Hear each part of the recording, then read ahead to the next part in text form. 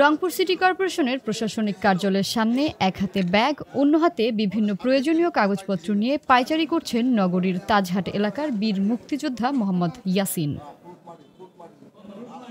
অপেক্ষা শুধু প্রত্যয়নপত্রে একটি স্বাক্ষরের জন্য, কিন্তু স্বাক্ষর করতে রাজি নন সংশ্লিষ্ট কর্মকর্তা।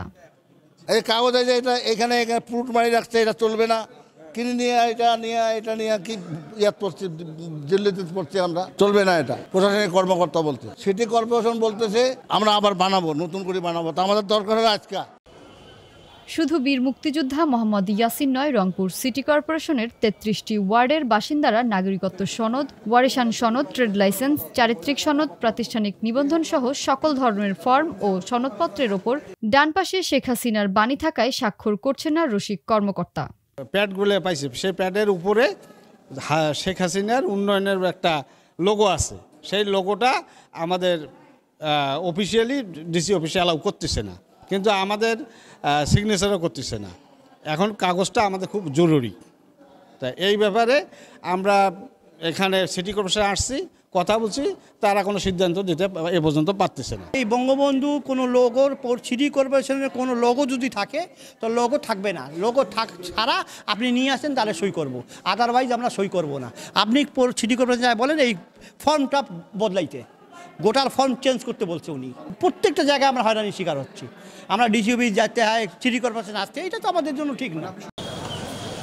কিন্তু কেন এই ভোগান্তি? ৫ মাসের বেশি সময় পেরিয়ে গেলেও কেন পরিবর্তন হচ্ছে না সাবেক সরকার প্রধানের ছবি কিংবা বাণী? সিটি কর্পোরেশনের প্রধান নির্বাহী কর্মকর্তা বলছেন, গেল অর্থবছরে টেন্ডারের মাধ্যমে কেনা বিভিন্ন ফাইল এখনও পরিবর্তন করা সম্ভব হয়নি। খুব দ্রুতই বিকল্প ব্যবস্থা গ্রহণ করা হবে।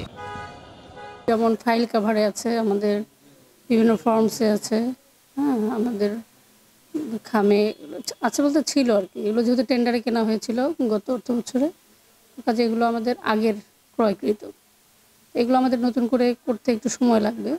আমরা খুব দ্রুত বিকল্প ব্যবস্থা নেওয়ার চেষ্টা করতেছি। আপাতত আমরা এগুলো বিক্রয় করা বন্ধ করে রাখছি, এবং যে আমরা প্রত্যয়নগুলো দিচ্ছিলাম মানে কাউন্সিলর হিসেবে, সেগুলো এখন স্থগিত করা আছে। আমরা বিকল্প ব্যবস্থা নিয়ে তারপরে আবার এই সেবাটা আমরা দেওয়া শুরু করব। সম্প্রতি রংপুরের তথ্য মেলায় শেখ হাসিনার বাণী সম্মিলিত লিফলেট ও জেলা প্রশাসকের সম্মেলন কক্ষে নেস্কোর প্রামাণ্যচিত্রে মুজিব শতবর্ষের লোগো প্রদর্শনের ঘটনায় প্রতিবাদ বিক্ষোভের পর সংশ্লিষ্ট কর্মকর্তাদের শাস্তি হলে নড়েচড়ে বসেন বিভিন্ন দপ্তরের কর্মকর্তারা।